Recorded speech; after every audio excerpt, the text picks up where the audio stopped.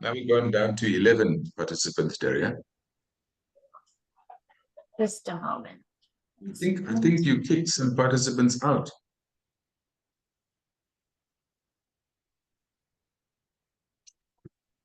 Nope, we're all good, and we are live, Gino. Okay. But I noticed some participants list, some were kicked out of the webinar, Daria. So are they re-entering? Yep. It seems so, Gino. Good. All good. All right. Okay. 3, 2, 1. Good morning, good afternoon, good evening to one and all. Thank you for joining us today. Wherever you are, I hope you are in good health and in good spirits. I want to acknowledge the presence of an amazing group of activists who will serve on a panel today, panel of speakers today. I will formally introduce them later in the program. Thank you for your time to our panelists. Thank you for your time, the wonderful energy you have generated thus far, and the deep insights that you will bring into this gathering for all our benefit. Let me also acknowledge the team, the multi-talented, multitask team that I work with. I'll start from the east. Joseph and Thomas, can you just show your faces, please, and say a hi to the people? There we are. Hi, Joseph. Hi, Do I see welcome Thomas? everybody. Brilliant. Okay. Thank you, Thomas. Let me move over to Tanzania, where Phil is. Hi, everybody. Hello, welcome, Phil. Let me move over to Cyprus then, where Daria is. Hi, Daria. And then over to Peter, who's currently in Spain. Okay, let me just say that even though we are a very dispersed team, we've become very close through these webinars, and we find ways of working together and complementing each other. It's been a real pleasure to be part of this team. I am Gino Govender. I'm from South Africa and will serve as your webinar host, moderator. I'm joining you from the ActionAid International offices in Johannesburg. And my greeting to you all from this part of the world is peace be unto all of you. I'm looking forward to a good interaction over the next 90 minutes and to explain how we would like to manage and co-manage, that is, and promote active participation in the webinar. I would like to hand over briefly to Daria, who will speak a little bit about webinar management, right? And please pay attention because this is the first webinar that we're also having interpretation. So yeah, over to you, Daria. Great. Thank you, Gino. So I will be behind the screen today with the rest of our team, listening here and supporting the conversation in the chat. Welcome again. There is simultaneous interpretation today from English to French and French to English. As one of our speakers will be speaking in French, and I believe we do have some French speakers joining us in the audience as well. Please make sure to select below at the bottom of your screen the language you'd like to listen in with. So there's English and French. In addition to that, the chat is open and we'd love to hear from you, where you're joining from, your area of practice or struggle. And as the conversation unfolds today, please do share with us what you're thinking, your thoughts, your reflections. There will be some moments as well throughout where we will pause to think and to sit with what we're hearing and reading. If you have a question for one of our panelists, please use the Q&A feature and not the chat box, as this will allow us to track the questions a little bit more easily. So comments, reflections in the chat, questions in the Q&A. And that's it. I think a final note that the webinar will be recorded and will be available online. I'll share some links by the end of this webinar and where you can access those. That's all from me. Thank you, and over to you, Gino. Okay, thank you, Daria. And folks, just to say that our experience thus far with these webinars is that they've become safe spaces, if you like, for sharing insights, engage reflections, learning together, learning new things together, finding ways of collaborating, and building something useful. We like to think that we want to build something, around a kind of mass awareness, and amplify grassroots voices around peace, justice, peace building, human rights. In other words, a better world. In this planet we call Mother Earth. I hope that today's webinar will not be, an exception, right? So, we have a feedback poll, as Darius said at the end. We'd like your feedback because that also helps the team to better as we go. If you missed out or are interested in the kind of the main issues and reflections that we picked up from the last webinar, and in the last webinar we dealt with the violent state dealing with repression, and we had some really fantastic insights and case studies from different parts of the world, right? One of my colleagues will put a kind of sort of a headline summary of the main points from that webinar. Then the important thing about these, including, we'll do the same for this webinar, that these highlights, if you like, and main issues from each of the webinars, they will form the threads that are being woven into a beautiful tapestry, we hope, a global tapestry away from violence, and forming like kind of pathways for peace and justice, not just for us, but for current and future generations. So thank you all. We can start the show. Insofar as this particular webinar is concerned, this is the fourth in a series of webinars titled Towards a People's Peace, in which we have been exploring the complex roots, manifestations, and dynamics of violence on the one hand, and on the other, the transformative role social justice movements play in achieving justice and in building peace. The past three webinars were truly interesting, with amazing speakers from different parts of the world. And in those seminars, we explored topics such as, collective violence, looking at the shadowy world of war, militarization, mercenaries. And the last one, as I said earlier, we're dealing with, sort of violent states, and how we are responding to repression from these states. From experience, we know that social justice movements worldwide navigate a complex terrain, facing multiple forms of violence, from war to oppression, surveillance to discrimination and beyond.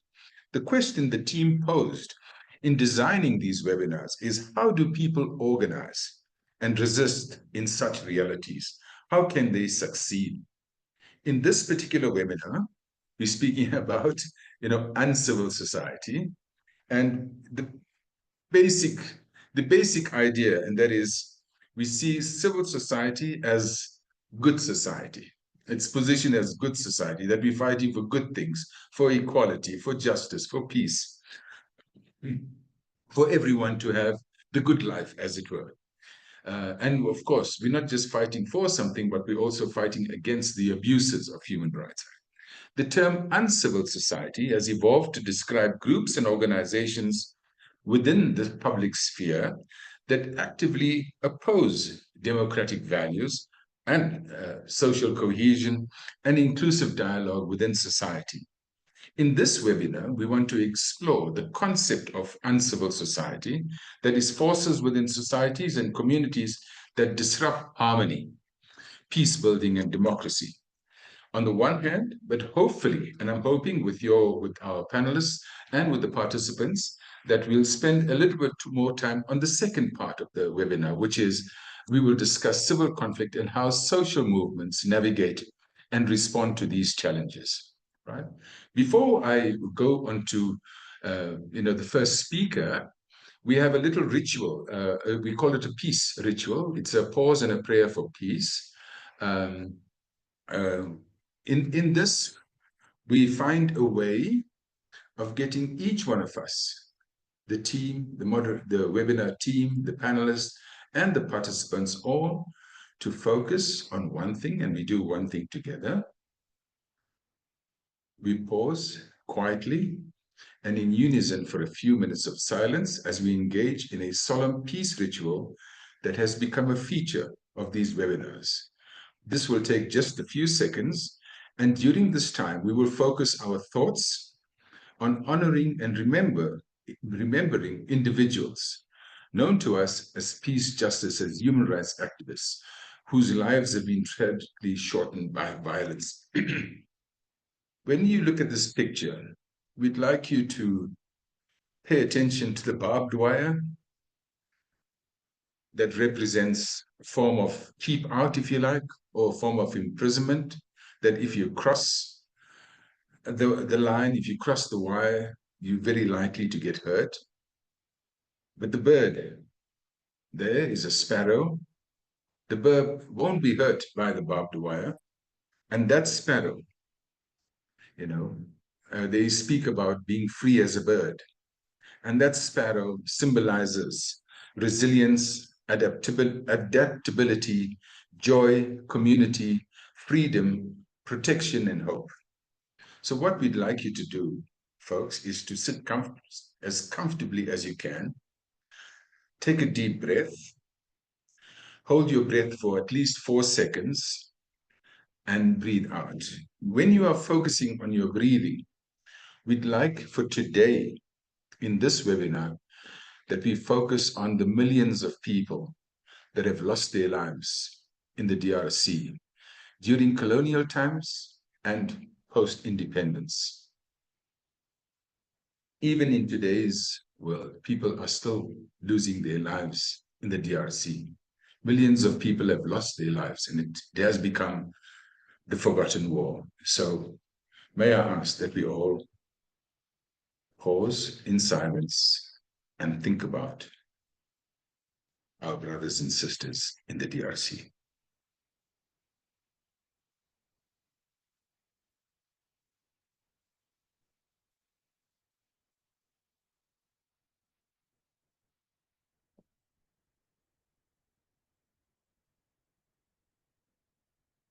Thank you. They say it is the living that closes the eyes of the dead, but we know it is the dead that opens the eyes of the living.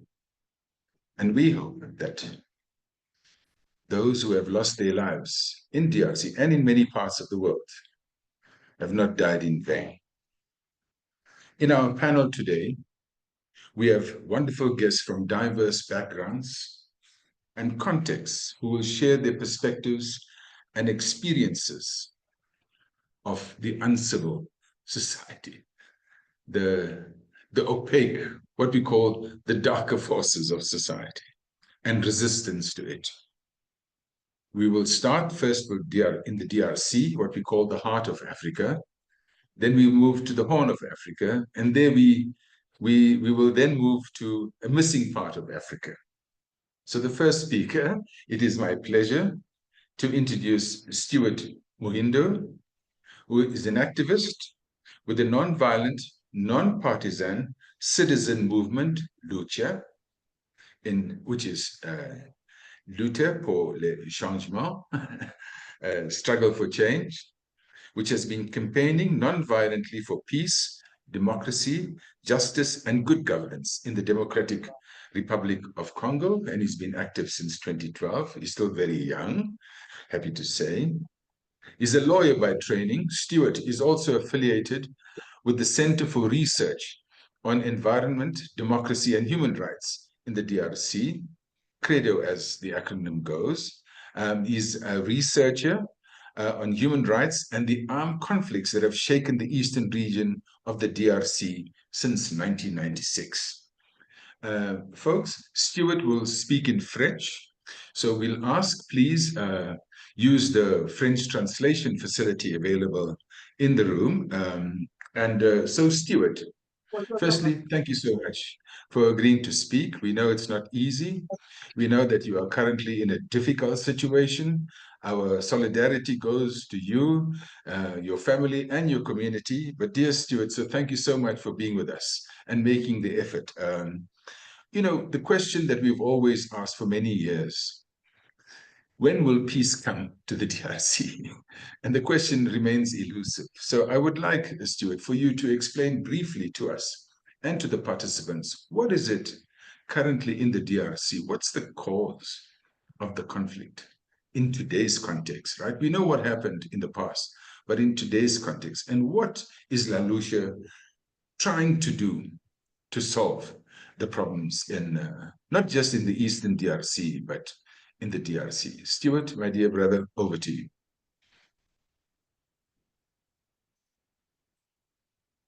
Merci beaucoup, Gino, pour la parole et merci à tout le monde d'avoir pris le temps de participer à ce webinaire. Donc, comme Gino l'a dit, je m'appelle Stewart Mouindo, je suis militant de la lucha qui est un mouvement citoyen non violent et non partisan qui essaie de lutter pour la bonne gouvernance, la démocratie, la paix et la justice en République démocratique du Congo. Alors, parler déjà de la cause de violence en République démocratique du Congo, c'est déjà aborder la question des acteurs, des personnes de cette société incivile qui est active sur place et qui compromet les efforts de paix et de démocratie dans notre pays. Alors, les acteurs les plus visibles, je pense qu'au Congo, il y a trois types d'acteurs qui compromettent la paix et la démocratie au pays. Le premier acteur, ce sont les groupes armés locaux et étrangers. C'est eux, en fait, qui sont à la manette, c'est eux qui mènent les affrontements, c'est eux qui tuent les civils, c'est eux qui commettent les violences et toutes les exactions contre les civils. Donc, ce sont les acteurs qui sont les plus perceptibles dans cette sphère de violence qui se déchaîne sur la RDC. Comme je l'ai dit, c'est notamment des acteurs armés locaux, donc qui sont nationaux, en tout cas du Congo, mais aussi d'autres qui viennent de l'étranger. Les deuxièmes types d'acteurs qui sont impliqués dans les violences, c'est certains acteurs communautaires, en tout cas certains membres de communautés, certains civils, qui entretiennent les divisions et les haines ethniques. Parce que la guerre qui se passe au Congo, elle a aussi ce volet de revendications ethniques. Et il y a un certain nombre d'acteurs qui entretiennent ces violences. Et c'est notamment tous les groupes armés voilà, une grande partie des groupes armés qui émergent portent un peu ces discours ethniques, ils se légitiment à travers les divisions et les haines ethniques qui sont portées par certains acteurs communautaires. Donc ça, c'est aussi des personnes qui n'ont forcément pas des armes, mais qui permettent, qui donnent des arguments, qui donnent de la matière aux acteurs armés qui commettent des crimes. Un autre type d'acteur qui compromet la paix et la démocratie, ce sont les acteurs politiques nationaux, les acteurs politiques locaux, parce que eux, nombreux d'entre eux, en fait, tirent la popularité, les renforcements de leur pouvoir et même les richesses de la guerre et des divisions ethniques. Donc, il y a pas mal d'acteurs locaux qui n'ont d'autre discours que de dire nous, telle ethnie, nous sommes menacés ou nous devons nous imposer. Il y a des acteurs politiques qui profitent du fait qu'il y a l'insécurité pour imposer des restrictions des libertés, pour réduire au silence de voix critiques, pour mettre en prison des activistes. Donc, cette situation d'insécurité est aussi exploitée par ces acteurs politiques-là, non seulement pour maintenir ou acquérir une certaine popularité, renforcer leur pouvoir ou même accéder à la richesse, comme on le voit actuellement avec toute l'exploitation minière. Donc, ce sont là les trois acteurs, je pense, au niveau local, qui essayent d'entretenir l'insécurité, qui constituent en fait cette société incivile dont on a parlé en début du webinaire. Mais cette société n'agit pas dans un contexte isolé. Elle est rattachée à des acteurs internationaux parce qu'on voit la guerre au Congo, c'est pas qu'une guerre isolée, c'est pas une guerre congolaise, c'est aussi une guerre qui a des retentissements au niveau international, notamment pour des raisons économiques. Donc, les espaces dans lesquels se déroulent les conflits armés, ce sont des espaces riches en minerais et tous les acteurs armés et beaucoup d'acteurs internationaux estiment que c'est en maintenant cette région dans l'insécurité qu'ils peuvent mettre la main facilement et de manière presque gratuite aux ressources naturelles qui s'y trouvent. Donc, c'est comme ça notamment qu'il y a beaucoup d'États étrangers qui envoient des troupes au Congo ou qui sont présentes au Congo pour profiter de l'exploitation minière, ou même des États qui ne sont pas fortement proches du Congo, mais qui soutiennent l'insécurité pour pouvoir tirer le bénéfice minier de la guerre. Donc, voilà plus ou moins de manière globale à quoi ressemble la situation. Et nous, en tant que société civile, il y a en tout cas une société civile au Congo qui s'organise. Il y a ces acteurs-là, mais il y a aussi une société civile très active et qui agit sur 3 niveaux. Le premier, c'est créer des espaces de revendications pacifiques parce qu'il n'en existe pas. Le Congo, il n'en existe pas beaucoup. C'est comme un espace où, voilà, où si vous avez une moindre revendication, il faut prendre une arme. Donc, pouvoir créer ces espaces-là où les gens peuvent s'exprimer librement ou revendiquer librement ou pacifiquement, c'est déjà une des actions importantes. C'est d'ailleurs pour ça que nous avons créé la lucha en 2012, pour que des jeunes qui aspirent à un changement pour leur pays ne soient pas contraints de le faire par les armes.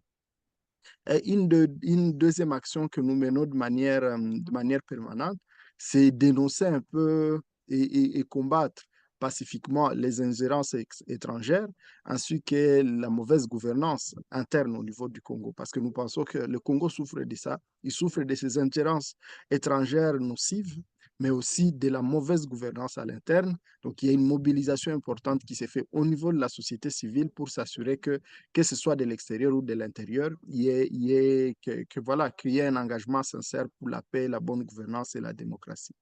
Et troisièmement, nous sommes engagés pour la lutte pour la justice. Parce que tous les crimes qui se commettent au Congo, en tout cas, déjà Gino a parlé des crimes d'avant l'indépendance et même des crimes après l'indépendance, ce sont des crimes qui n'ont jamais été jugés.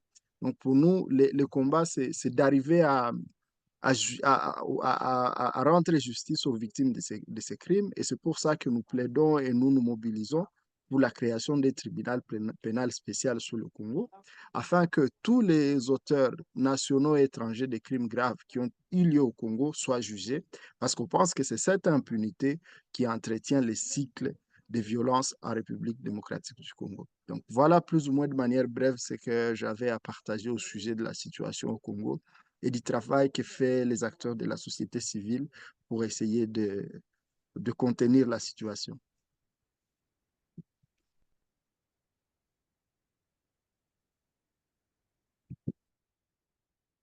Thank you very much for that, Stuart. Really, I know it's difficult for you to speak.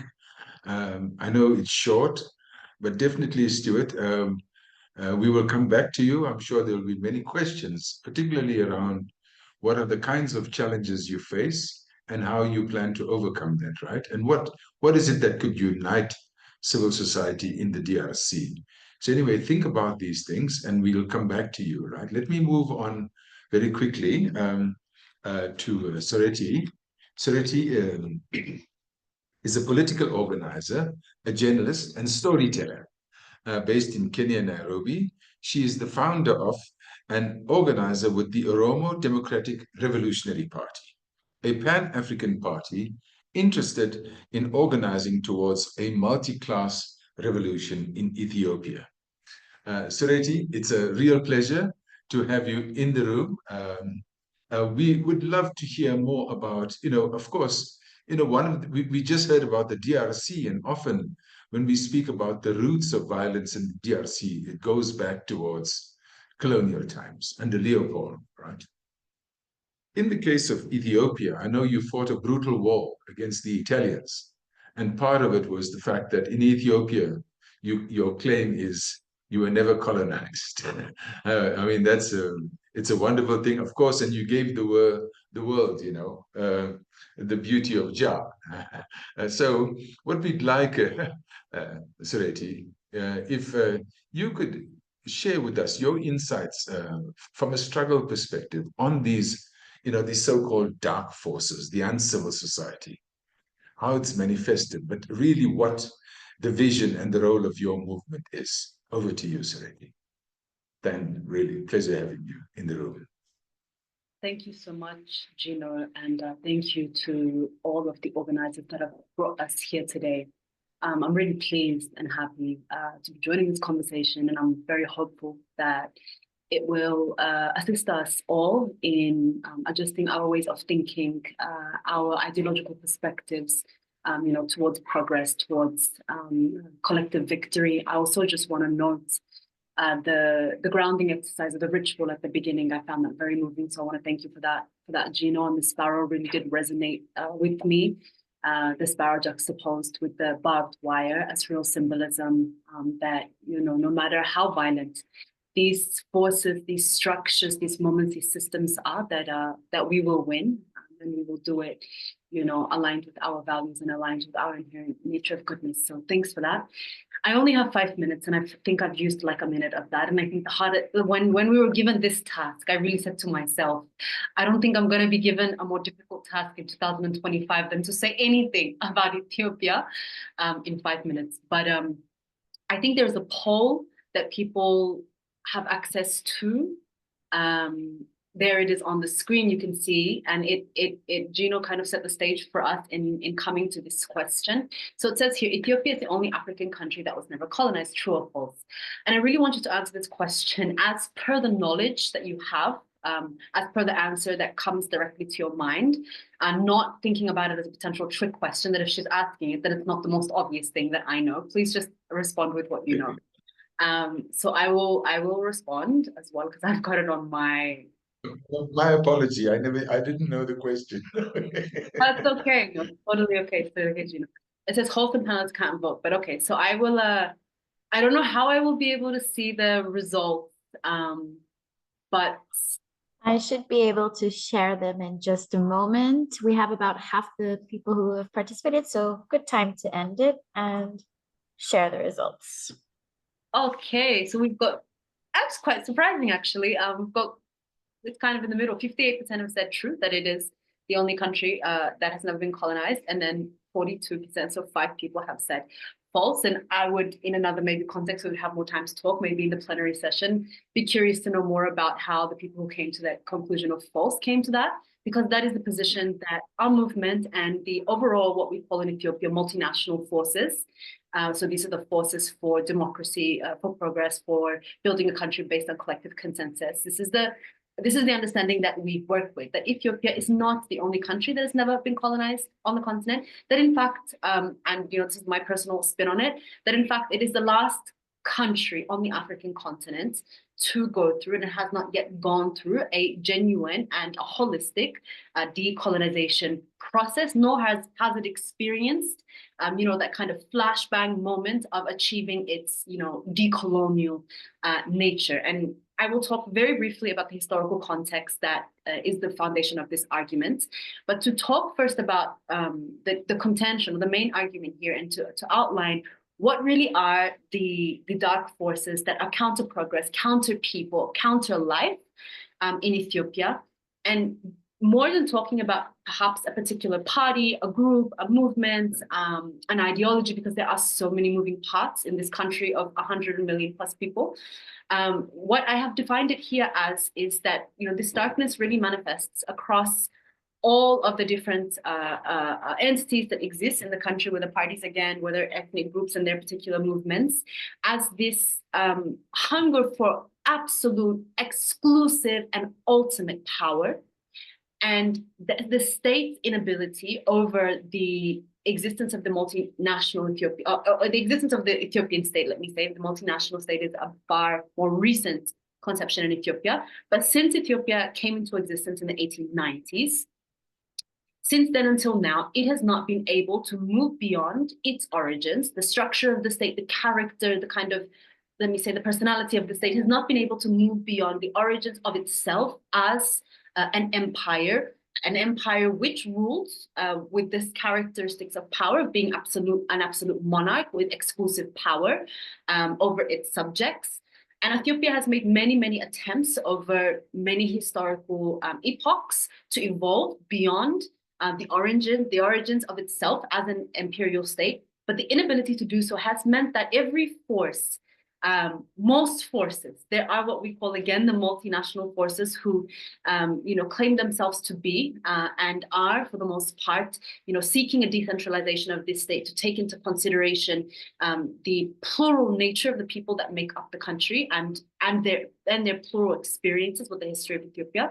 But for the most part, we see that the dark forces or the reactionary forces in the country are those that are trying to recreate the same structural nature of the state as being absolute in power and exclusive also in power, and usually for the benefit of, or to include in those margins of absolute power, to include those of their own ethnic group. And then if we go further than that, those who really benefit from that structure of power is not just an ethnicity, but a class, an economic class within that ethnic group. And so what is the origins of this? What is the origins of the Ethiopian state that has made it so difficult for it to evolve beyond this imperial nature and its imperial core? Why has it struggled so much to develop into a democracy, even though it has a wonderful constitution as per 1991, where Ethiopia came into definition as a multinational state? I will frame that very quickly because I know my time is just about up. And this is also the answer to why we say Ethiopia is the last standing colony on the African continent.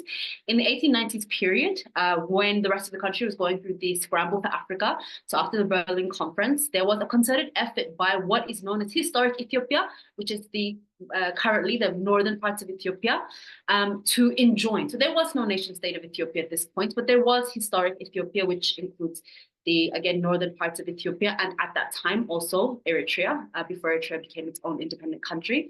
There was an effort to enjoin in the process of building the territories of the modern nation states of Africa, hand in hand with the colonizing powers. And so Menelik II, who was the one who consolidated the modern day Ethiopian states in 1890s, did this in collaboration with British forces. And one could argue that the three wars fought against Italian invaders and their desire to occupy Ethiopia, though the people of the state of Ethiopia fought valiantly in these wars, and they also had an interest in not being occupied by another colonial power. One could really argue that these were proxy wars, and that the British wanted, even though there was a moment where there was supposed to be consensus amongst these colonizing groups, they still came into power struggle with each other. And we particularly saw that in a lot of ways in the Horn of Africa, but it manifested in a really clear way in the way that the British and the Italians really fought for the privilege to be the allied power with the Ethiopian empire. Of that time. And so Ethiopia was bringing together a number of people, one of those, the Oromo, a group that I am of, who make up the largest population, indigenous population in the country. And these groups with different languages, different histories, different ways of being, different ways of knowing, different religions were brought together through a colonial process, not an internal colonization process because we're all Black or African, but looking at colonization as really an exertion of power over a people to extract their resources, to extract their labor, and to bring them into an assimilative process of building, an identity or a unit of people. And this is what the people of Ethiopia went through for the Ethiopian state to come into fruition. And this is what we have been struggling against for the last 150 years. And this is what the dark forces of the country, currently manifest even as the ruling party who hijacked the revolution, a revolution that over 5 years, young people across the country, started out in the Oromia region and extended across the country, were able to topple a 27-year dictatorship using nonviolent means.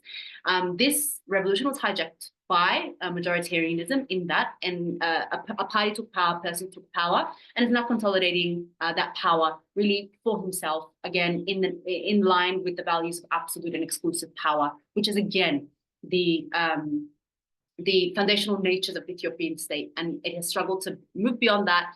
And we keep seeing forces come back to recreate that in terms of its structure, in terms of how the state works. And all of the other forces, which we are a part of as the ODRP, are trying to move beyond that. So really quickly about Pan-Africanism, I've talked far too much, but when we talk about how movements organize against this and how they build power, how they build momentum, Media is a big part of it. Traditional media is a big part of it. Using covert systems, underground systems to organize direct actions. Popular education has been a huge part of what has kind of moved Ethiopia forward in the times that we've had kind of like political renaissances in the country. We've had that throughout, especially the 1970s, but also Pan-Africanism. And this is, I think, what I'll end on, in that the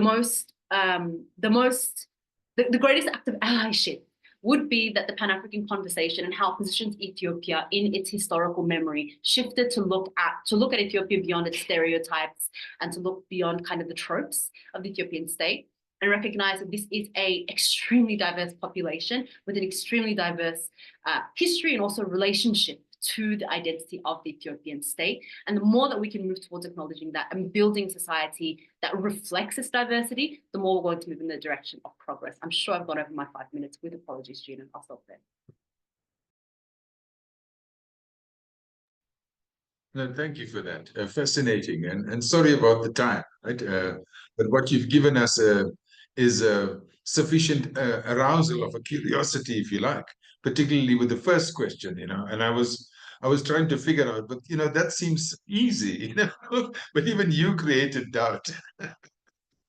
Okay, so thank you for that, really. And I think the issue, the last part, when you speak about diversity, of course, my own country, South Africa, is very diverse. And the issue, the key challenge is finding, the things that unify, a people, right? And part of the kind of the paradox that we're dealing with, Ethiopia notwithstanding, but in the case of DRC and most African countries, is that we are dealing with a nation state that is in the boundaries, if you like, of the borders that were created by the Berlin Conference. So we have to think about that. It's a kind of sort of paradox that we're dealing with. The barbed wire in the poster represents the borders of the 54 African countries. Anyway, we'll come back. So much to talk about. Thank you so much, Sereti. Now we want to move on to the part of sort of Africa that detached itself and then went closer to, I suppose, what we call, is it the United Kingdom? Is that what they refer to it as? Okay, the UK. But in the case of Ireland, also another fascinating history. I hope we will hear a little bit more about it. But let me introduce Carol, who will be speaking about the Irish context around the particular topic. Carol is currently CEO of ActionAid Ireland, and her work focuses, ActionAid's work focuses on women's rights, systems change for economic and climate justice, and addressing the structural causes of gender-based violence. She has worked in the human rights field for over 20 years, and particularly in working on democracy and peace building. She was formerly the global head of peace building in Christian Aid. That was between 2016 and 2021, and has supported civil society in conflict transformation, peace building, and human rights approaches to peace. So, Carol, Ireland, and if you don't know the spelling, you think it's just an island, which it is, and we still have Northern Ireland, and the Republic of Ireland. Could you give us a sense from your perspective, around this particular topic of the uncivil society versus the civil society? Is Ireland at peace? Carol, that's the question I'd like to put to you. And because you're a peace builder, I thought maybe that's a useful way for you to enter, the discussion. Thank you, Great. Carol. Over to you. Thank you for your time. Thanks, Gino, and lovely to be here at the seminar, and a real privilege to be here with Stuart and Sereti, and absolutely fascinating to hear about their perspectives and their work, and very inspiring. So thank you so much, and I'll give the context in Ireland, and maybe just, I suppose, starting with that question, is Ireland at peace? I think everybody will be aware we had a very significant peace agreement in 1998, and there's a long historical context behind this, which is about 800 years of occupation of the island of Ireland by the British. And in the 1920s, there was a liberation movement that gained freedom, but it didn't result in freedom for all of Ireland. It resulted in partition. partition of the country of Ireland between Northern Ireland and the Republic of Ireland, and very different experiences emerging because of that. And it was significant in terms of the scale of violence. So there was a very strong movement, political movement and movement of violence against what was happening from about 1968 to 1998, and it's broadly referred to as the Troubles. And during this time, about 3,500 people were killed. But for a small population like Ireland, just to give you a sense of that, if you scaled that up and compared it to the population of the United Kingdom, which is 62 million, that would be about 155,000 million people. 155,000 people, not million people. And that, it really meant that it ripped across the fabric of everybody's lives, but it was most acutely experienced in the economically marginalized areas. And it was fueled by, there was a very, very high level of discrimination against the Catholic population by the state and by the police forces. So there was a movement against that with paramilitary violence between Republicans and Loyalists. So the question of peace, I mean, if you visit Belfast or anywhere in Northern Ireland today, it will be much safer and feel like a different country. But there are dark forces still there today in Northern Ireland, and it's actually something that's not even discussed very prominently in Ireland. I think acutely felt in Northern Ireland, but only in particular areas. And those dark forces are basically the enduring lasting of the paramilitary groups that formed, that were very political and were not recognized as political for a long time, which was part of the problem. But then after the Belfast Agreement, that was transformative because it did recognize the political nature of what was happening. But there's currently, it's classified as about 14 different groups, prescribed terrorist groups under the Terrorist Act in the north of Ireland. And those groups have morphed into criminality and coercion. And again, it is in very particular areas. They're called sectarian enclaves. There are many people in the north of Ireland who do not experience this paramilitary violence, but there are areas where paramilitary violence is absolutely embedded into the fabric of life. And there's a huge element of coercive control within that. And there's a kind of brutalization of communities there, where there is probably an element of quid pro quo, where paramilitary groups provide things, illegal and legal services, but also a high amount of coercion and violence and control.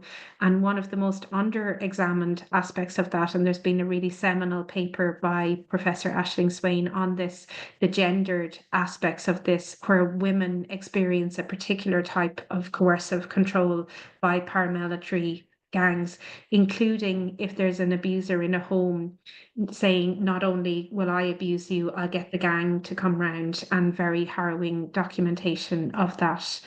So these gangs and groups do persist and have a lasting hold. And there has been some fantastic academic papers looking into kind of how to tackle these dynamics. And there's been a really interesting piece of work by Duncan Morrow and others, which has looked at needing to understand the complex dynamics that these groups have legitimacy, whether we like it or not. They have a utility, there's some use, and they're engaged with the fabric, whether it's legal or illegal. And they have this coercive element of control. And those elements go up and down at different moments of time. They're not static. So to understand them and to engage, they are part of what we need to engage with. And you can't help but feel that it was the missed opportunity of the transformative potential of the Belfast Agreement in 1998 that wasn't fully delivered, is part of the reason why these groups still hold. There was supposed to be a Bill of Rights. There was supposed to be proper measures for accountability for the past. There was supposed to be a focus on anti-poverty. Those things didn't happen. It was much more of a liberal piece that focused on trade and getting kind of business going as one of the hallmarks for trade, rather than this transformative potential. And I think one of the reflections I have, and building on my experience globally of working with actors who are trying to go against the tide of STREM violence and in highly violent contexts. And it's something that Roger McGinty, a very prominent peace academic, has written about, this everyday peace and how social movements can disrupt highly violent contexts.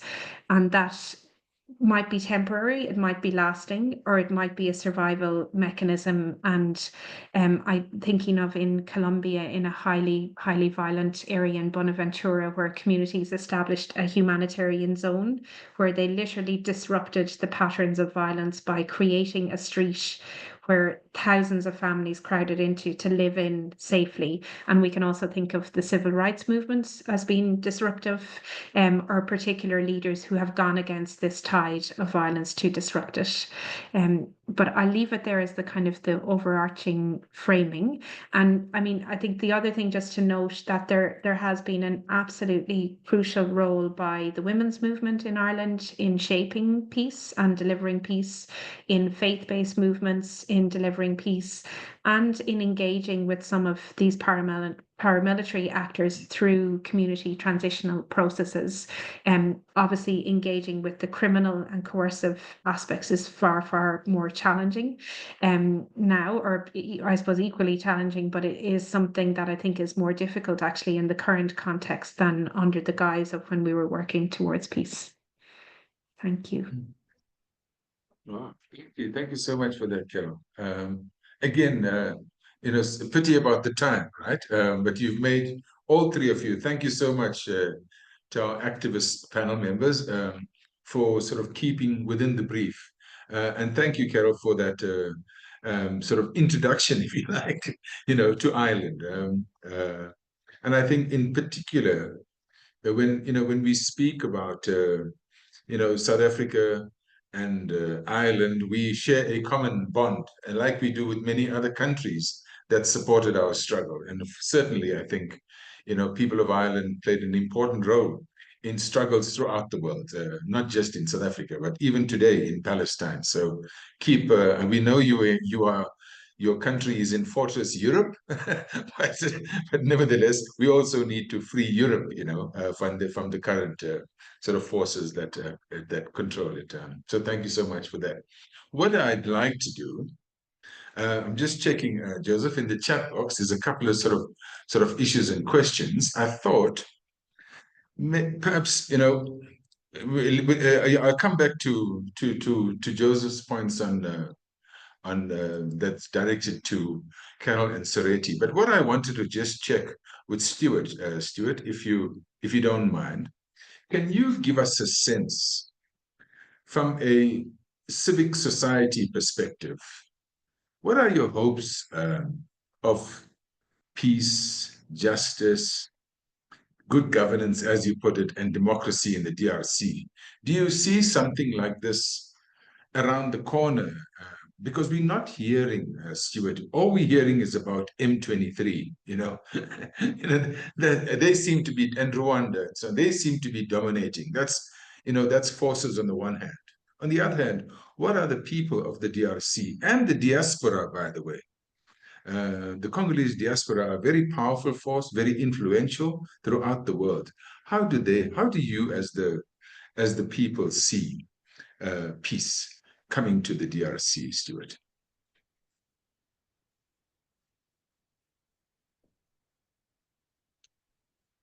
Alors, merci beaucoup, Gino. Alors, quels sont les espoirs? C'est exactement parce que je crois que j'ai espoir que le Congo finira par retrouver la paix et la démocratie. Parce qu'il y a une communauté congolaise, il y a beaucoup de Congolais qui luttent pour cette paix, pour cette démocratie. Pas seulement de Congolais, mais aussi des amis du Congo qui se mobilisent de partout au monde pour essayer de pousser à faveur de la paix et la démocratie. Donc, pour moi, je crois que les acteurs politiques, les acteurs armés sont la source du problème et ils ont intérêt à ce que le problème persiste. Par contre, les populations, elles sont les victimes de ces conflits, elles savent ce qu'elles veulent et elles se mobilisent pour ça. Et moi, c'est ça qui fonde mon espoir, c'est de voir qu'il y a toujours, malgré une situation pénible, malgré le fait que les gens souffrent, Mais voilà, ils se mobilisent toujours pour la paix et pour la démocratie, que ce soit au Congo et même à travers le monde. Et ce qui est peut-être, déjà qu'on soit là en train de parler du Congo, c'est peut-être d'ailleurs le lieu de remercier Actionnel et tout le reste. Donc, qu'on soit là en train de parler du Congo, c'est déjà une marque de solidarité avec le peuple congolais. Et ça, c'est important. Et je pense que c'est à travers ces actes de solidarité que le monde prendra connaissance du malheur de tout ce qui frappe le Congo et qu'il agira en conséquence pour y mettre fin. Donc, encore une fois, mon espoir, moi, en tout cas, j'ai espoir que la situation finira par changer, pas par les actions de politiciens et de militaires qui tuent, mais à travers l'action des citoyens normaux, des citoyens ordinaires qui se mobilisent pacifiquement pour pousser en faveur du changement. Et c'est aussi à travers la solidarité, et ça, c'est aussi quelque chose d'assez important. J'aime ça, j'aime le fait que voilà, que face à une famille qui fuit la guerre, il y a toujours une famille, une autre famille, peut-être un peu plus pauvre, mais qui l'accueille sous son toit pour la donner où dormir, pour partager du repas avec elle. Et c'est à travers des petites actions comme celle-là que naît l'espoir d'un Congo nouveau, d'un Congo qui est paisible et qui est vraiment démocratique.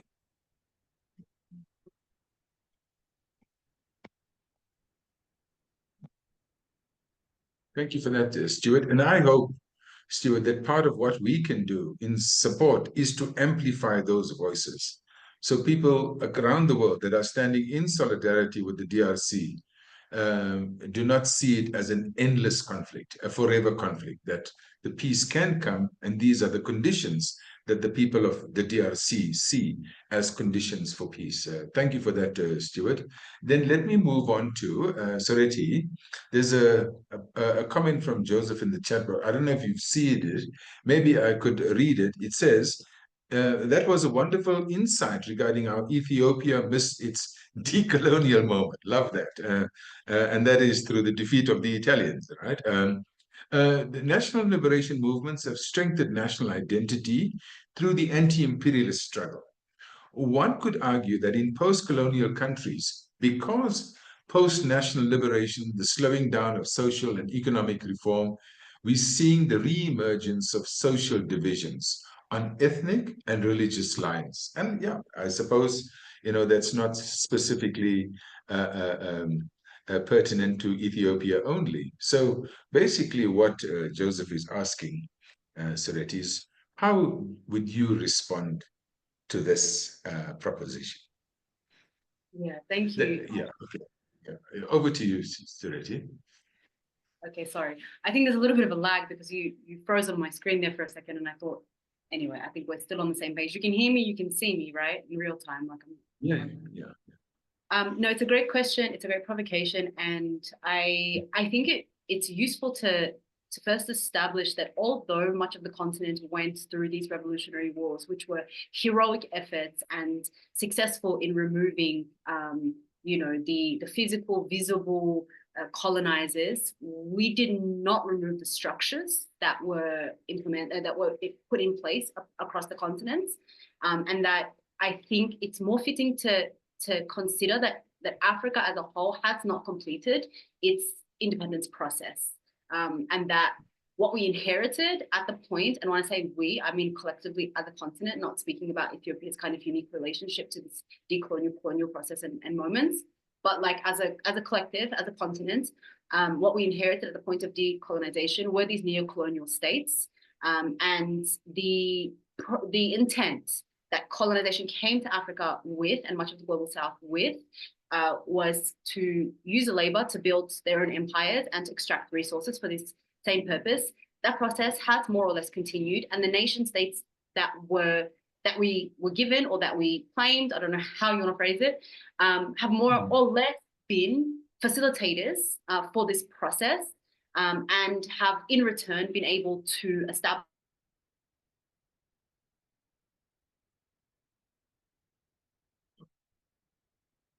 Is it me? Something happened there, right? Is it me? Soreti Was seems to it be frozen. Oh, okay. So there's maybe a problem with the connection that she's joining on. So Yeah. she will rejoin, I think. So we could carry on the Okay. conversation, Gino. Okay. So maybe, okay, when when she joins, right, we'll put her on pause for the moment, right, so that we don't lose the time. Carol, you mentioned something very profound that came in one of our first webinars. One of the speakers spoke about everyday resistance, okay? That people go about their lives, and what they do is that they resist the forces, if you like, of violence, right? And they go about their ways in peaceful. You spoke about everyday peace as a means for everyday survival. The Palestinians speak about existence is resistance.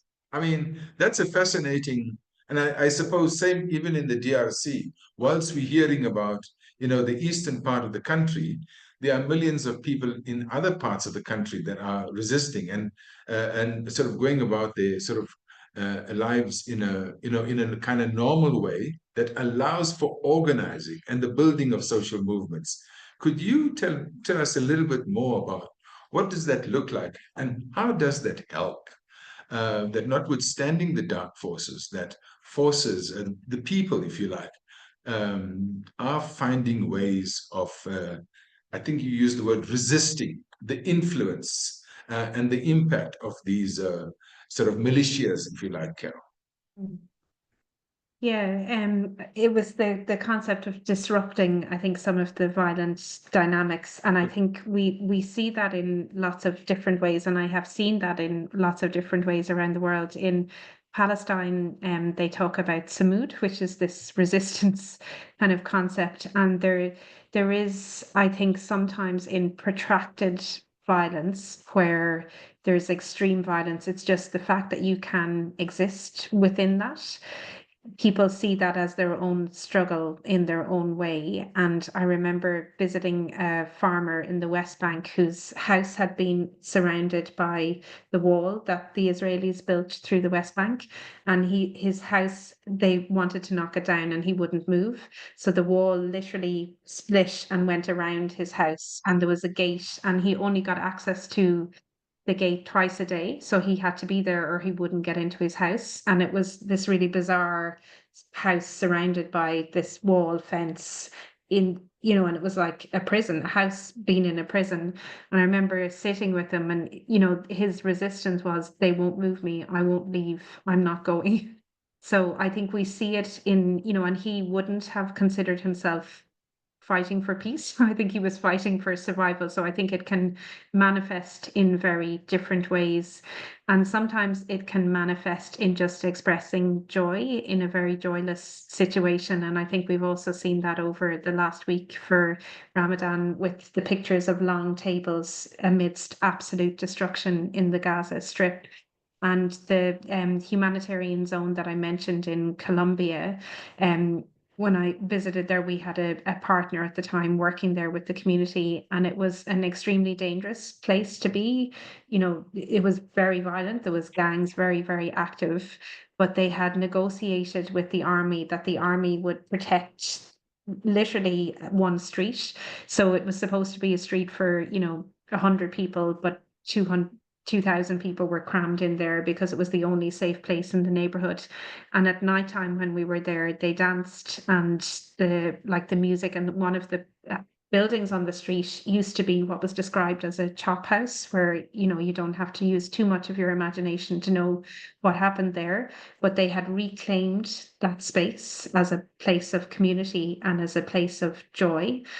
And there was something overwhelmingly beautiful about it, but something overwhelmingly sad about it as well, because you spend a bit of time there, you realize there's no way 2,000 people should be crammed into one street. The sanitation, the levels of gender-based violence, all of these things. So there's this kind of things we can hold at the same time, which is that resistance in an everyday sense amidst the absolute horror, I think, that people sometimes have to live in a very violent situation.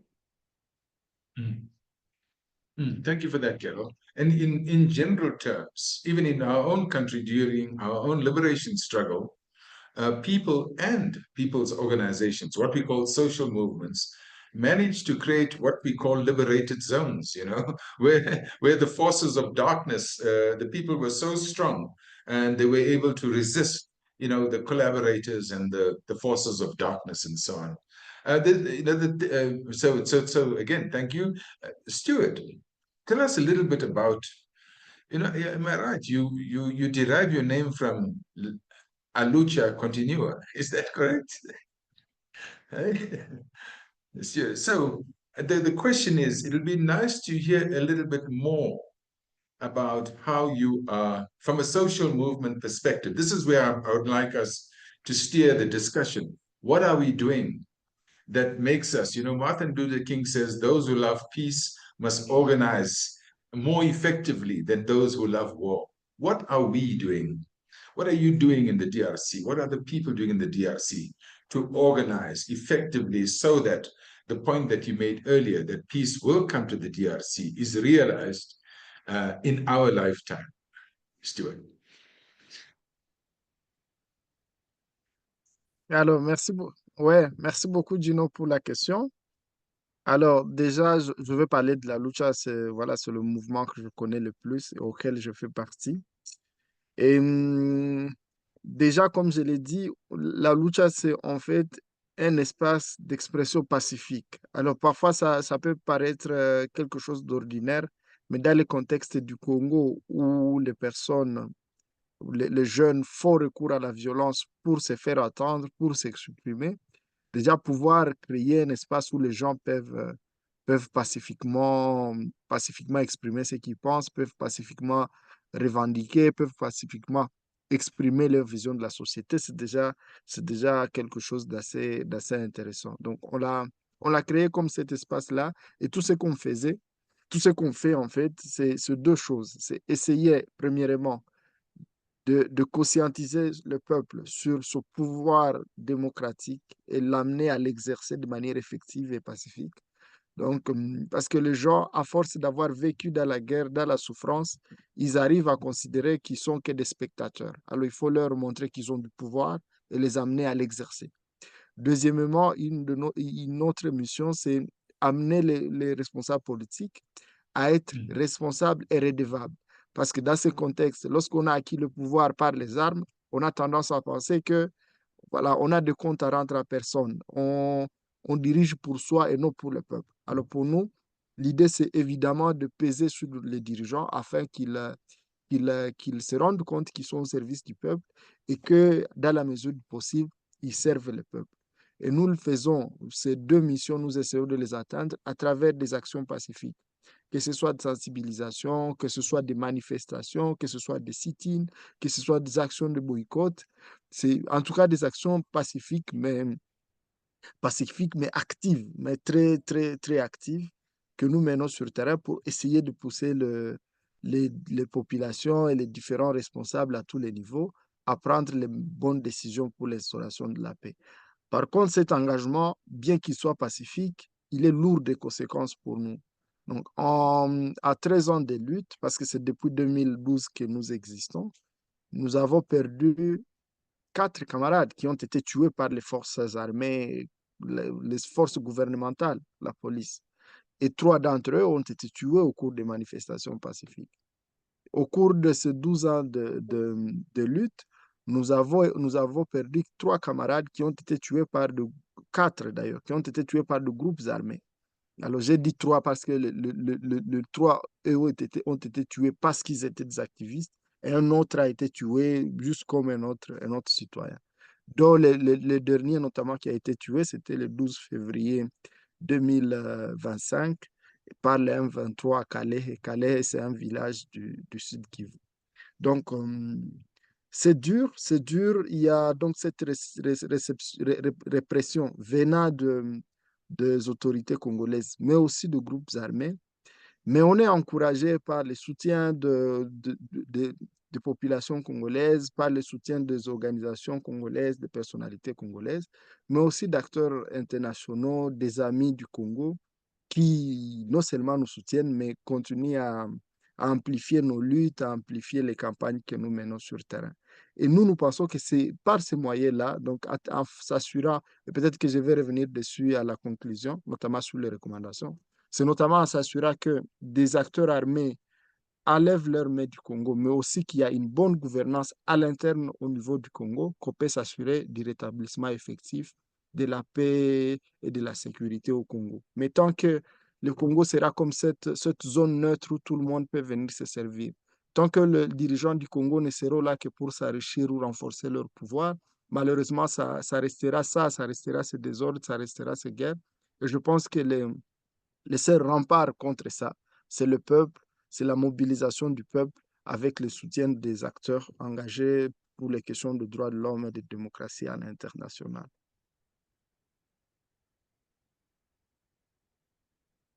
Thank you. No, fully understand, fully appreciate, Stuart, what you are saying. And of course, that DRC is vast. So you need a huge network to be able to organize and unite all the people and all organizations and many communities under one banner. Welcome back, Sereti. We missed you. And you were on the flow, and I think I would say somebody sabotaged you. But I'll come back to you, Sereti, because we haven't forgotten you. I just want to follow up a quick question. Stuart, there's a question in the chat box that was asked about. So the struggle is happening on many different fronts. Recently, as you know, there were peace talks between SADC and the EAC. Now, the question, I think that was in Tanzania, or was it in Addis? I'm not sure recently, but there's a question there, and that why did the president of the DRC refuse to meet M23? Do you have an answer for that? I don't know if he did refuse, but I'm just relaying the question. It's in English, Stuart. I'm putting it back to you. I think the question is from Maximilian. Can you offer Maximilian an answer? C'est quoi la question? I know you are not the spokesman C'est for quoi the la question, president, s'il vous but plaît? What's the question? there was a question here: why did the president Tshisekedi refuse to talk with M23? So everyone, that is Africa Community, SADC, etc., says the same thing about the dialogue. That's the question, and that question comes from Maximilian Kibogi. It's in the chat box. Ok. Bon. Oui, exactement, j'ai vu la question. Et déjà, merci à Maxime pour la question. Déjà, pour commencer, je tiens à dire que je ne suis pas le porte-parole du président Tshisekedi. C'est le président de mon pays, mais il y a beaucoup de décisions qu'il prend avec lesquelles je ne suis pas d'accord et qui compromettent la paix et la démocratie dans mon pays. Donc, moi, 3 de mes camarades ont été tués par la police du président Tshisekedi. Il n'a pas sanctionné les policiers qui ont commis les actes. Et pour certains d'entre eux, il les a même promus. Donc, il prend beaucoup de décisions qui ne sont pas au bénéfice du peuple. Et quand je prends la parole, je ne la prends pas pour les défendre ou en tant que porte-parole. Donc, ça, c'est une première précision. Deuxièmement, je pense que bien qu'il prenne des décisions qui ne sont pas bonnes, mais je suis d'accord avec lui sur ces plans. Parce que, en fait, négocier avec la première chose, c'est que tous les conflits qu'on a eu au Congo depuis pratiquement 30 ans, ce sont des conflits qui ont fini par les négociations. Mais qu'est-ce que donnent ces négociations? Premièrement, c'est l'amnistie totale pour tous les crimes qui ont été commis par les rebelles. Donc, ça veut dire que négocier avec l'M23, ça revient à dire, au final, on arrivera sur quelque chose pour dire tous les crimes ne seront pas jugés, tout le monde est pardonné. Et ce sont les civils qui ont perdu leurs biens qui vont rester sa justice.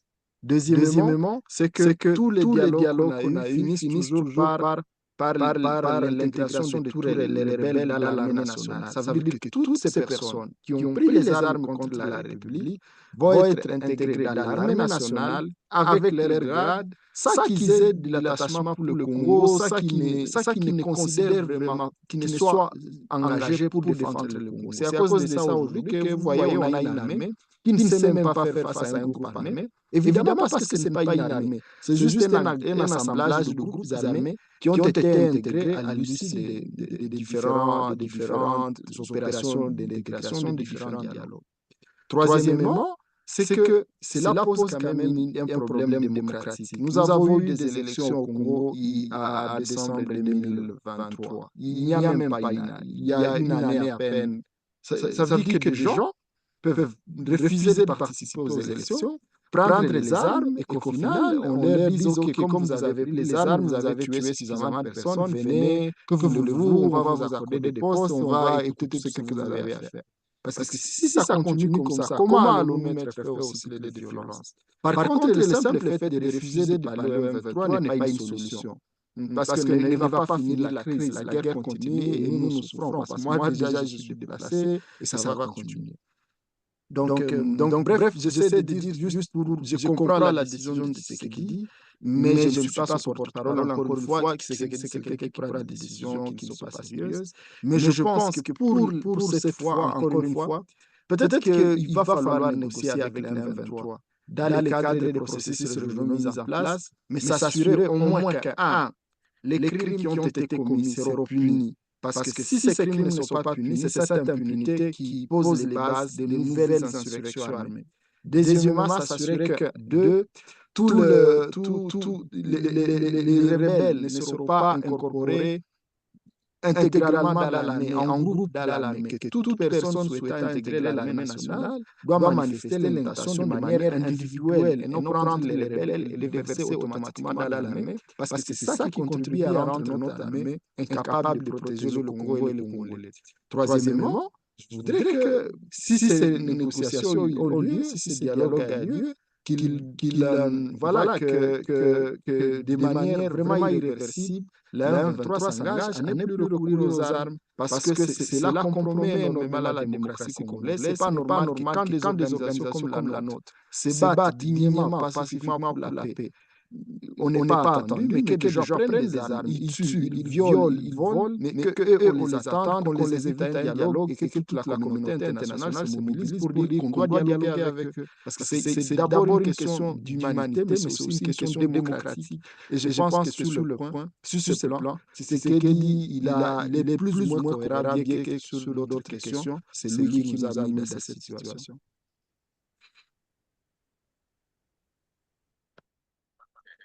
Thank you. And dialogue is not only at the top, Stuart. Dialogue is also at the bottom. And there's dialogue taking everywhere, and all parts of the country. That's how I understood.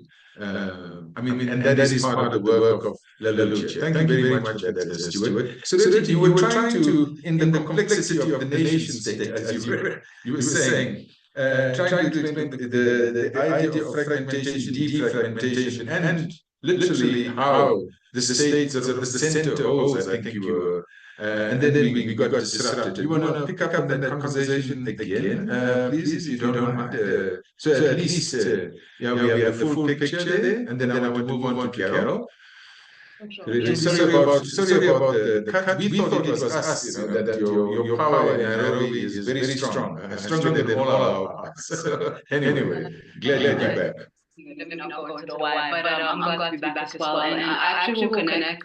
I'll summarize what I was saying and make a question. Connect to the line of thinking that Stuart was just sharing with us, and that people will not take up arms if there was peace, if there was democracy. And I think the crux of the intervention that Joseph offered us is that even after these post-colonial moments or after these liberation struggles have achieved, what they said their gains, where you still see people fragmenting into identifying more with their ethnic groups or religious groups and fighting along these lines for some sense of autonomy or some sense of sovereignty. And again, it does go back to the fact that what we inherited post the decolonial period are neocolonial states, and that I don't think that there is a place on continent where we can say that we've achieved the full ideal of liberation for African people, because that would mean that everybody would be fed, everybody would be housed, and nobody would have to worry about their basic necessities, and everybody would have even the allocation of time, freedom, right, to just be a human being. We're not in that state. We're still more or less functioning with structures left by colonialism. whereby African resources and African labor are being used to continue to feed capitalism.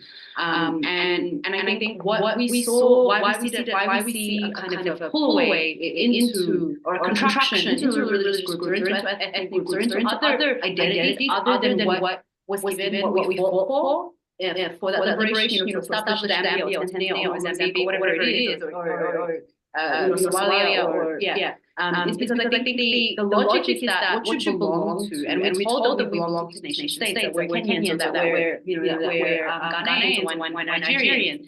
I think the logic and the belief in people is that we fought for this thing and we belong to it, we're told we belong to it, so it should protect us, it should care for us, I should live in a certain way because I belong to the entity. And when generations pass and we don't see material conditions will change, I think people need to start to interrogate that question again. What do I really belong to? Because the thing that I belong to, the collective I belong to, should be concerned for my well-being, and I should live a certain quality of life. There should be a certain condition that I'm in because I belong to this thing. Especially when it tells me that I pay taxes in order to be a citizen in this state. And so when people don't see that, I think that's why we see the contraction happen, back into this, into identity, like what again, the word Joseph used in his intervention. And again, it goes back to how arbitrary the colonial borders drawn were, and the fact that every country is faced with the contradictions most glaring. In Ethiopia, there have been 50 plus years of liberation struggles being waged until now on the ethnic line, or what we call like the multinational line in Ethiopia. But if you look close enough in every country, you see the same contradictions at play. And I think it's very, we can always look at the moment with how it's handed down from whichever said colonizer to imagine what the outcome of that transition was. There's just to end on, there's a documentary I recommend everybody watch about Lake Kipia. That talks about the colonial dynamic in a region of Kenya called Lake Kipia. There's a small clip they show when they asked a British colonialist at the point of power transition how he felt about the new arrangement of Kenya becoming independent. He was so excited. He was so happy. So I think that tells us something, and that already the arbitrariness of the way states are drawn, they set up the grounds for people, if they don't find their basic conditions met in this new arrangement of the state, whereby they're now Kenya, Tanzania, that it's the ground, again, the ground is already set up to retract back into other identities that are still very much part of our ways of being, knowing, and doing. I mean, it didn't really change just because people drew lines in the sand. But I think efforts have been made by the African people to join in these new identities. When it doesn't work, and we're still struggling with poverty, we're still struggling with violence, and all the social ills, I think the retraction makes sense, and it's a way people try to figure out what's wrong to fix it. Yeah, absolutely fantastic. I mean, this is fascinating because, in a sense, where we're coming from, we're clear that even in the context of sort of colonialism and the defining borders, post-colonialism, I once, Stuart, asked Congolese activists in South Africa, aren't we sort of part of our pain is the fact that we are living with the borders of colonials? Why don't we dismantle it? I got a very violent reaction, and the answer was, don't go there.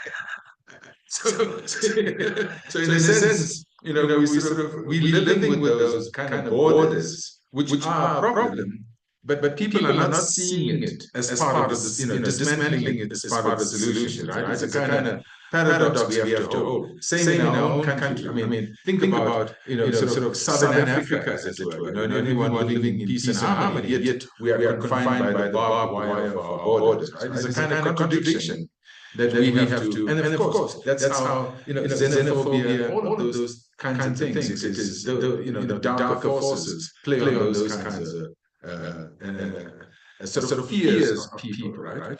One of the comments is made about the question of national identity, the idea of a revolutionary force holding many different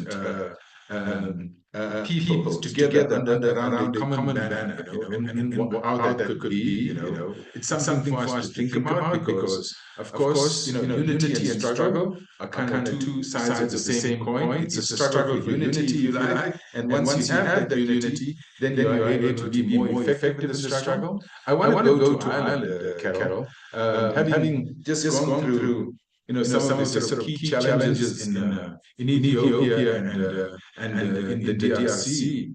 How do you see the kind of the ultimate unification of the Irish people? Is that on the agenda? Is that a possibility? Is the work that you're doing currently could lead us in that direction, and that we could once and for all dismantle the borders that exist between the north and the south? Yes, it's a tricky question. Yes. I think one of the things that actually propelled forward discussions about the unification of Ireland was Brexit.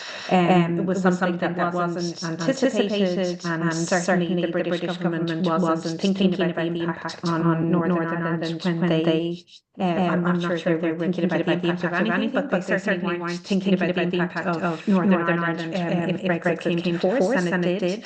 But it did, I think, move the conversation forward in a way that probably wouldn't have happened before, because there was the ridiculous idea of, building a bridge between the north and Scotland, and, Boris Johnson had some outlandish suggestions for how to address this, and the United Kingdom being outside of the European Union and what that meant for trade and movement of people. But I mean, it's a long-standing call of particular political parties like Sinn Féin, but there's an increasing body of work by human rights activists also really pointing this as a moment of transformation for Ireland, potentially as a whole. And, we have the Good Friday Agreement, we have a separate Irish constitution, and the fact that the human rights, there was supposed to be a human rights bill under the Good Friday Agreement, and it didn't implement that part. So there is a sense of reclaiming Ireland as a whole, and public opinion goes up and down on this, whatever is happening, but also the demographics of the north of Ireland are changing. It used to be majority Protestant population. It's like on paper reaching to a majority Catholic, but actually there is a cohort of young people that see themselves as from Northern Ireland. They don't see themselves as Irish or British. They see themselves as from Northern Ireland. So there are complexities there, and it's written into the Good Friday Agreement that if there was a referendum on this, it would have to be with both peoples, and it would have to be by a clear majority. So I think in reality we're a long way off from that, but we have seen political parties in the Republic talking about unification in a way that they wouldn't have ever mentioned before, but I can't see it in the next 10 years, to be honest. And also there is a disconnect sometimes between movements in the Republic and movements in the North, because there's a different reality. There's a little bit more connection. The women's movement have been connecting around violence and kind of common issues and challenges, but there isn't a strong practice of collaboration, because some of the problems and issues are so unique and specific to both parts of the island. So it's up for discussion in a way it wasn't before, but is it going to happen in the next 10 years? I think probably not. We activists, we're not prophets, Carol, so I fully appreciate why you steer away from any concluding sort of views on that particular topic around the question of unification, right? What I want to we're sort of nearing the end, and there's a comment there from Sandeep, right? And part of what we're thinking, and many of us are thinking that, last year was the year of elections. 60% of the world was involved in one form of election for government. And I think there were lots of countries And what we are doing in 2025, of course, to the latter part of 2024 and 25, we sort of reaping, the whirlwind of the results of those elections, whether they are in Europe, in Asia, in South America, North America, and of course in Africa. Yeah, including my own country, we have something called, the liberation movement lost its majority, so they had to form, a government of national unity. This was sort of the will, if you like, of people. So the idea of people governing, and the main institution by which people govern is Parliament, and then Parliament elects. I suppose we have presidential elections and so on. You have courts and the cabinet and stuff like that. There is a resurgence of what we call the right or the far right, or the conservative forces in many parts of the world. The ascendancy of the right, the Trumpian kind of sort of politics. And they've captured the state, by the way, through money. But there's also a view that, sort of every action is an equal or opposite reaction. And there's a resurgence, depending on who you're reading and where you're looking. But there's a resurgence of the progressive forces, that we're not taking this line down. That actually, we are part of people that desire a world of justice, of peace, a world in which, it's climate resilient, that it's, there's dignity for all, that each and every human being is respected on the planet. Do you, Carol, from Ireland, and then I'd like to pose the same question to Sereti, and then we can end off with Stuart. Do you sense this resurgence, this kind of reaction, if you like, to the right wing of the world by the resurgence of the progressive forces in your countries, in your regions? Carol? It's a tricky question to answer because in some ways in the Republic of Ireland we've been a little inoculated, and I've heard Naomi Klein describe how the later, and I appreciate what Sereti said about decolonisation not fully happening, but sometimes the later the experience that you're post-colonial, the slower it can be for some of those right-wing forces to take hold in. And in Ireland, there has been, we have far-right actors, but they've really only emerged in the last 10 years, I would say. We've had racism for a long time, and there's an ethnic Irish group, Travelers, who've experienced persistent racism, so that not that racism hasn't been there and it's very live and real, but we haven't had to date a significant number of far-right politicians elected, and I think there has been some resistance there, and there have been some really encouraging movements working at a very grassroots level. We have a group called the Hope and Courage Collective that work with communities to be able to identify racism, the kind of development of far right, to kind of be able to act quickly at a community level and mobilise against it. And that has been very effective and I think very under the radar. But we haven't had we have a, you could say, a centre-right government, but compared to some of the current European governments, it's really, I think, a centre government. Considering, in Germany we have 20%, a group that actually has former, current neo-Nazis in it, elected. So we don't have that scale in Ireland, but we shouldn't assume that it isn't going to happen. And I know from talking to colleagues in Sweden, it felt overnight for a lot of people, the transition to a far-right government and the cutting of things that many people held dear in a Swedish context. So I think it is something that we have to be live to. And I think there is the needing to be very honest about the fact that it is rooted in racism. And calling that out and being active in calling that out. No. And I see a question from Phil, were they connected with other right-wing groups beyond Ireland? Absolutely, they're very networked and they get a lot of support from American far-right groups.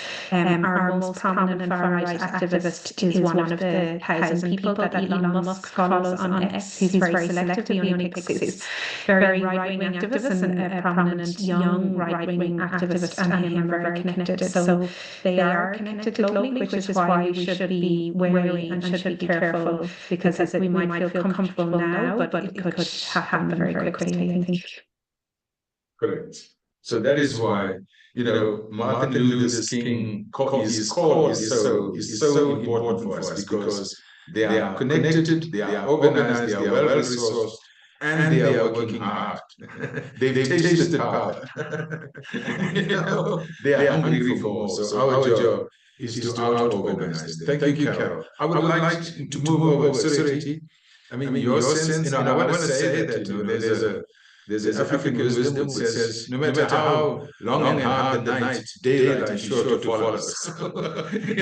I don't know. Our job as activists is to, I speak about activist optimism, not intellectual pessimism. So, what is your most urgent task as a revolutionary movement of Ethiopia? Yeah. First of all, Pan-African perspective. Don't forget your Pan-African dimension. How are you going to convince us to support you? Well, actually, Ethiopia is kind of bamboozled the rest of the continent in terms of the way that it is projected, its image. On one hand, playing the role of the ally in tactically beneficial or advantageous situations, to build its image again as Pan-African. As this Pan-African vanguard, at the same time, what's happening in the country should always be, or how this leadership and how these structures relate to the people that they govern and the people that are under their jurisdiction, I think should always be the highlighting point, or should be the thing that we reference to look at what real nature and character of the leadership is. So I think even reassessing history from the perspective of was Ethiopia what it said it was, gives us a completely different landscape in terms of what we're working with then and also now. So I mean, this is reason enough for Pan-African reports to reassess their analysis of Ethiopia as a non-colonized state, and that's what it is now, and because the solutions that we're going to come up with, if we say that Ethiopia never went through a process of colonization, is very different to the solutions we're going to come up with interventions we're going to suggest if we say Ethiopia went through a process of colonization that looked like X, Y, and Z. So from the Pan-African perspective, I think it's completely vital, because you have a population of tens of millions of people who are struggling against this mythology, and also this mythology of Ethiopia being this colonized entity goes really far back. It's even connected to some of the myths that underpin the relationship of coloniality of Palestine in Palestine and Israel, between Palestine and Israel. But I'm going too far here, but this is to say that it isn't in our interest to reassess the way we think about Ethiopia. But in terms of your question, sorry, I went from the end of your question to the beginning of it. Ethiopia, first of all, is made up of 11 different regions, and these regions demographically are very diverse, very different from each other. Their relationship to the central state are all diverse and have their own nuances. The historical relationship to Ethiopia forming itself as a state are also very nuanced. So it's hard to speak of Ethiopia kind of as one monolith, and given an assessment in terms of what progress will look like in each of these regions. But what I can say is that at the moment what we have is there's one main dynamic that kind of reflects this kind of historical nature of the building of the state of Ethiopia. And that I think gives us a good indication about how necessary it is to talk about multinational class revolution. In that, you have a far-right extremist violent group in one region towards the North Ethiopian Empire region, who have over the last couple of years adopted a rhetoric in how they describe themselves, how they talk about their struggle. And it looks very much like multinational struggle of self-determination, struggle for cultural autonomy, struggle for political autonomy, all the things that I say that as a party or as a movement that we're a part of, and other progressive forces in the country should be a part of. But then on the other end, that you have the state occupied by a ruling party that says that it's come off the back of a revolution that has answered the question of self-determination of large group in the country. But off of that, it's using its power to further economically marginalize, further deploy state violence against people in that same region or region or other regions. So amongst all of these reactionary forces, what we keep seeing the battleground is identity. The battleground is, for the right-wing extremist groups in the Mara region, the Fano group who say they're fighting for sovereignty of Mara people. The victims of the war that they're fighting are not just Oromos or other people groups, they're also Amharas. Actually, there is a large outpouring now of refugees coming out of the Mara region who have no ideological alliance with or ideological connection or relationship to this movement. But you see that this movement has grown off the back of trying to answer this question of who are we to each other as different nations and nationalities, and how should power be shared by all of us in this context we were arbitrarily brought together into this. And so our call to action, not just in the country, but also for African people looking at Ethiopia at this moment. Forgive me if this sounds a bit convoluted. Ethiopia is convoluted, and so hard to talk directly about what's going on. But our call to action is that regardless what we've seen so far, regardless of who's occupying power, in every single region, we are still seeing economically marginalized people. We are still seeing poor and working class people who are suffering under policies of the state, and then the way the state is related to the rest of the multinational and multilateral world. And so there needs to be a unifying movement between all of these ethnic groups in the line class struggle, and there needs to be a seizure of power across all of these regional states, and that power needs to come in hand with working class and poor. And the dynamics of who within those 11 states and how that's managed is really going to be dependent on the nuances of demographic, again, of historical relationship and how those relationships develop in those regional states, and then how each of these regional states relate to each other. So we really envision that Ethiopia could look like a Horn of Africa by extension, could look like and has potential to look like. It's not a bad thing. It comes to the point whereby we have maybe confederacies form or something more representative and something that answers the question of multinational diversity at the level, so that we don't continue to see forces re-emerge, trying to answer these questions, doing them in ways that are causing perpetual cycles of violence, and African people looking at Ethiopia just simply in reassessing their analysis of Ethiopia's origins and how those origins influence what we see today really do us a service, because then the invisible becomes visible, and that's really hard battle for us right now. Brilliant. One of the things they say, Sereti, is that Ethiopia still managed to keep its own alphabet, right? And the idea of continuous civilizations, and there are many parts of continuous civilizations in South America, in North America, in Europe, Northern Europe, and in Africa, in Asia, and so on. The idea of continuous civilizations. Sometimes when I step back and I try to look at Earth from space, the idea, they call it the blue planet, a beautiful planet, and I see us fighting for these little small corners, these little pieces of this earth, and we fight so hard, the same species, and in the process, we sort of destroy, other living species and so on. Just, I think about the futility of war in that context of, because even if you break up a country, you're still on planet Earth. It doesn't put you on Mars. You're still in the same sort of bubble, as it were. So part of what I think we have to think about is how do we go beyond parochial battles and think about sort of the bigger picture as one common humanity. And maybe that is an even more difficult discussion to have at grassroots level, because everyone is so protective of their own turf. Anyway, so thank you so much for that, Sereti. So, Stuart, let's go back to the heart of Africa. What would you like to close, your closing call to all of us in this webinar? And what would you like us? What would you like to say? How do you think we can unite the forces of light, Philip, to support the struggles of Lucia and the people of DRC for a just peace.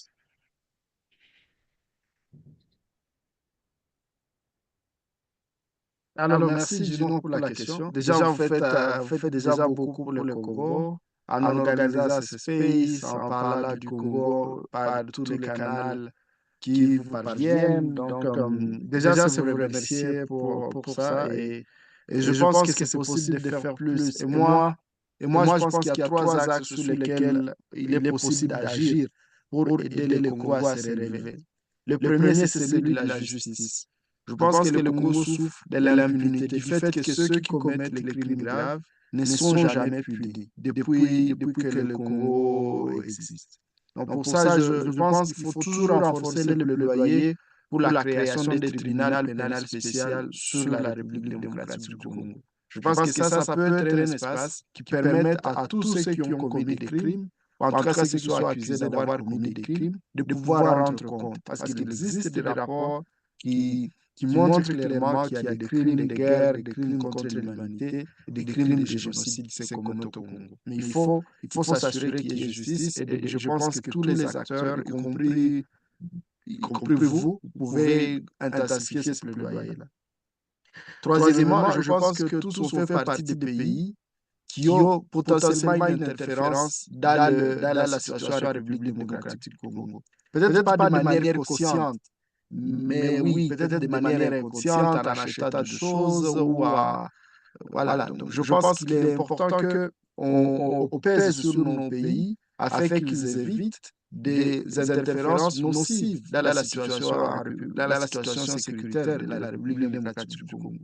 Si c'est un pays qui finance ou qui achète des minéraux auprès des membres de groupes armés, c'est à nous, en tant que société civile, qui devons crier autour de nos pays pour dire ce que vous faites contribue à amener la guerre ailleurs. C'est ce qu'on a vu par exemple avec l'Union européenne, alors que les Nations unies établissent clairement que le Rwanda soutient le M23 et que le Rwanda pille les ressources au Congo, l'Union européenne signe un accord avec le Rwanda pour acheter ces minéraux-là qui ont été pillés. Et c'est aussi grâce à la mobilisation des organisations européennes notamment que l'Union européenne est sur le point de mettre fin à cet accord. Et je pense que ça, c'est important au niveau de nos pays, de toujours voir quelle est l'implication de notre pays dans ce qui se passe au Congo.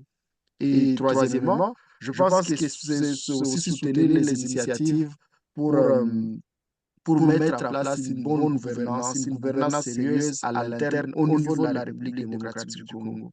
Et là, c'est notamment soutenir les organisations militantes qui se battent, qui essaient d'attacher aux principes démocratiques, qui essaient de donner le poids aux citoyens. C'est aussi en encourageant nos pays à prendre position contre la mauvaise gouvernance qui se passe. Il y a le président Tshisekedi, par exemple, qui reçoit le Congo, il reçoit des financements de la Suisse, mais lui, quand il va en Suisse, il dort dans un hôtel riche, plus que même les personnes qui lui donnent l'argent. Donc, ça veut dire qu'on a des autorités qui sont dans la gabegie, qui sont dans la corruption, qui ne respectent pas les voix de la population, qui trichent aux élections. Et je pense qu'il faut faire en sorte que les communautés locales aient le moyen de pouvoir s'exprimer et surtout de pouvoir constituer un contre-pouvoir à cette gouvernance prédatrice qui s'est installée au Congo et qui est portée par l'élite congolaise, l'élite politique congolaise. Donc voilà plus ou moins les trois axes sur lesquels je pense que toute personne est à mesure de travailler, peu importe qu'il soit de quel pays ou qu'il soit de quel bord politique. Thank you so much, Stuart. What I'd like us to do now, based on what we have heard from Carol, from Sereti, and from Stuart, just spend 10 seconds, literally 10 seconds in silence, just absorbing everything and all the key messages we heard, just to digest it, and then I will move into the closing session of this. So, and Daria, you can be ready with your online poll. So can we just hold on to 10 seconds of silence, please, because I also want to digest everything that I heard from you.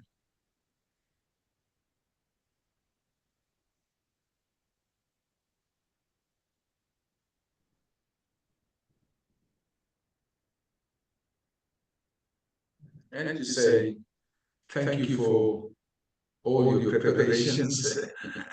Thank you so much for all the energy you brought. I could definitely feel from this side, from the southern tip of Africa, I could feel all your energy coming into the room, really. And I think the fact that you are engaged in a legitimate struggle for justice, for human rights, for what is right, and for peace, I think is commendable. They say evil flourishes when good people are silent, and I'm very happy that you are not silent in your struggles. So I really want to thank you for bringing your insights into this webinar room. There's an online board, please. While I'm closing, it'll be great, and we'll still give you a few seconds to finish it before we end the webinar. So, my dear activist panel, thank you, Seriesi, thank you, Carol, thank you, Stuart. Please, wherever you go with all your heart. Like you brought your entire heart into this room, it's really appreciated. To the participants, thank you very much for being part of this webinar, for being part of the series, for your comments and questions in the chat box. We really appreciate your presence. And of course, there are reports and a lot of resources that have been posted. Please do take the time to have a look at these things. There will be a recording of the webinar, and of course, a report will be produced in due course. I would just like to say that in the next webinar, we're going to be looking at, sort of, again, we are focusing on towards the people's peace, right? And this is really, we're sort of moving away from the sort of, the sort of the causes and the forces of violence, and we are moving towards the sort of, the conditions, if you like, and the forces for peace. And in the next webinar, that is webinar number 5, the topic is going to be the peaceful play of people's power, violence, non-violence, and social change. And we have some really good speakers lined up for you, and we hope that you will be able to join us at this webinar. And what's left is for me to say thank you all. Peace be unto you and to your loved ones, and hopefully see you soon. We'll wait a minute. Daria, I'll leave it up to you. You can decide when you want to close the online poll, and we can leave the webinar. Thank you so much. Okay, and then may I great, ask the team, if the panel wants to stay behind for a few minutes, for 5 minutes of reflection, and if together with the team members, that'll be great. Serieti, Stuart, and Carol, if you have 5 minutes, please. We've run out of time, but if you have just a quick kind of sort of evaluation and a closure, that'll be great. And if all participants have done the online poll, they are welcome to leave the room. Thank you. Bye.